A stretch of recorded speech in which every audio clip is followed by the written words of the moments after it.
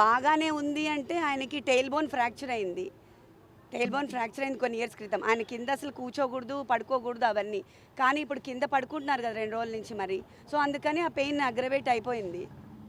And ఆయన్ని ఒకటే రూమ్లో పనిష్మెంట్ సెల్ లాగా అంటే మనం ఇంకా ఏమీ అసలు మన మీద అలిగేషన్ ఇంకా ప్రూవే అవ్వలేదు. ముందే పనిష్మెంట్ సెల్లో వేసేసి 22 అవర్స్ ఆయన్ని లాక్డ్ డోర్లో పెట్టేసి ఎవరు కలవకుండా ఒక 60 కెమెరాలు కెమెరాలు పెట్టేసి అలా చేయటము ఎవరైనా చార్లెస్ శోభరాజో లేకపోతే పెద్ద పెద్ద క్రైమ్స్ చేసే వాళ్ళని చూసేటట్టుగా they are taking him to that level. So అది ఇంత ఫాల్స్ కేసెస్లో అంత చేయడం అవసరం. ఇంకా ప్రూవ్ కూడా అవ్వలేదు కదా. మనం రిమాండ్ మీద కదా తీసుకొచ్చారు. ఇంకా అలిగేషన్స్ ప్రూవ్ కాలేదు కదా. మరి ఎందుకు అంత పనిష్ చేస్తున్నారు ఫిజికల్గా? అంటే ఇప్పుడే మేము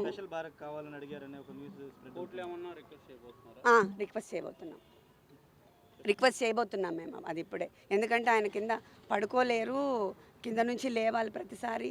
జస్ట్ నేల మీద కదా, టెయిల్ బోన్ తగులుతూ ఉంటుంది కదా. టెయిల్ బోన్ మీకు అందరికీ తెలిసి ఉంటుంది, ఆ వెన్నెముకలో లాస్ట్లో ఉంటుంది. అది ఆల్రెడీ ఆయనకి ఫ్రాక్చర్ ఉంది పాపం.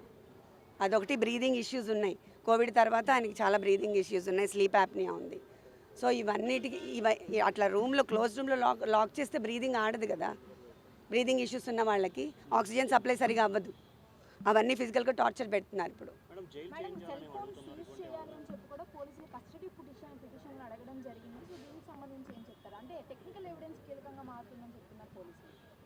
నాకు దీని గురించి ఐడియా లేదండి.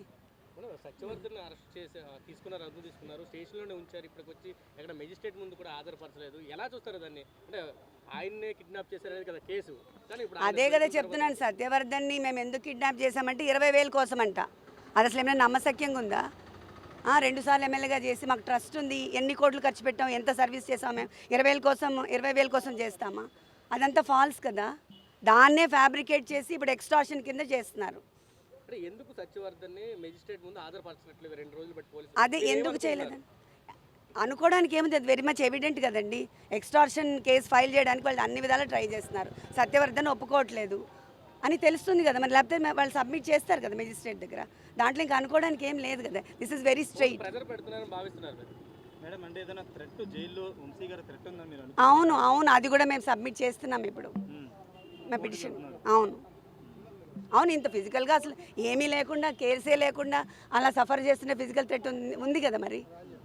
తెలియకుండా ఆయన్ని పెయిన్ఫుల్గా చేసి అందరి నుంచి వేరు చేసి 22 అవర్స్ అదేంటి ఐసోలేట్ చేసి ఒకటే రూమ్లో పడేయడం అనేది ఎట్లయినా ఎలా ఉంటాం మనం అంతసేపు? ఆయన అంత పబ్లిక్లో ఉండే మనిషి. చాలా సీసీ కెమెరాలు పెట్టారని విన్నాను నేను. I don't know, I'm sorry. అదే చెప్పారు. మెంటల్గా బాగానే ఉన్నారు, ఆయన స్ట్రాంగ్ ఉన్నారు.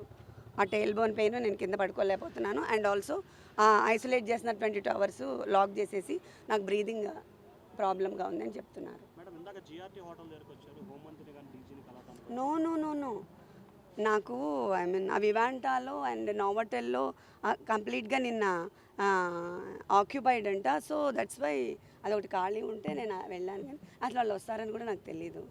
I'm not aware of all this. Jail అధికారులు చెప్తూ అన్ని ఫెసిలిటీస్ బాగానే ఉన్నాయి, ఎక్కడ ఇబ్బందులు ఏం లేవు, డాక్టర్లు కూడా అబ్జర్వేషన్లో ఉన్నారు. వాళ్ళు చెప్పింది నమ్ముతారా, వంశీ గారు చెప్పింది నమ్ముతారా మీరు? అలానే చెప్తారు. అవును, చేస్తారు కదా. చెప్పాను కదా ఇప్పుడు. అప్పుడు ఇది ఎక్స్టార్షనే పెద్ద ఫేక్. ఇంతవరకు ప్రూవ్ చేయలేదు. కేసులు పెట్టడానికి ట్రై చేస్తున్నారు, ఇంకా ఏం ప్రూవ్ కాలేదు. కానీ ఇంత ఫిజికల్ టార్చర్ గురి చేస్తున్నారు, physical and mental. Party support చాలా ఉంది నాకు.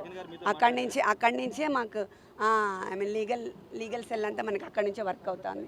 బాగా హెల్ప్ చేస్తున్నారు. Thank you very much. చెప్పారు నాకు. నెక్స్ట్ వీక్ ఆయనతో మీటింగ్ కూడా ఉంది, చెప్పారు. Thank you.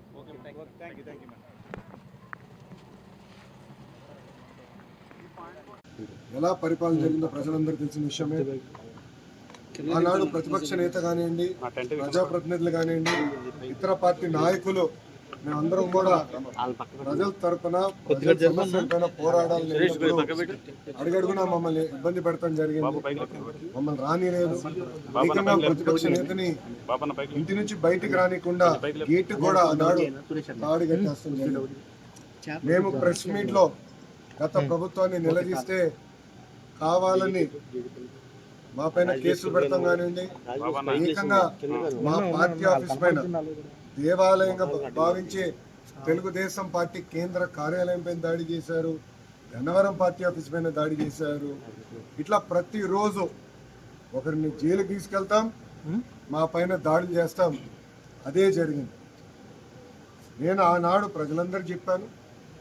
దాదాపు 90 బహిరంగ సభల్లో, యువగలం బహిరంగ సభల్లో ప్రజల ముందల ఎర్రబుక్ చూపించి ఏ అధికారులు వైకాపా నాయకులైతే చట్టాన్ని ఉల్లంఘించి ప్రజల్ని, తెలుగుదేశం పార్టీ కార్యకర్తలు ఇబ్బంది పెట్టారో న్యాయపరంగా వాళ్ళపైన చర్యలు తీసుకుంటా వాళ్ళని వదిలిపెట్టనని ఆనాడు హామీ ఇవ్వడం జరిగింది.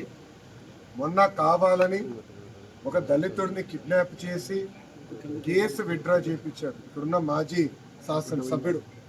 ఆ కిడ్నాప్ కేసే ఈరోజు, ఆ కిడ్నాప్ వల్లనే ఈరోజు ఆయన జైలుకి వెళ్ళే పరిస్థితి. అన్ని వాస్తవాలు బయటికి వస్తాయి. మాకు దాంట్లో ఎలాంటి సందేహం లేదు. న్యాయబద్ధంగా అన్ని చర్యలు మేము తీసుకుంటాం. No questions. Sakshi, no questions. అదిగోబా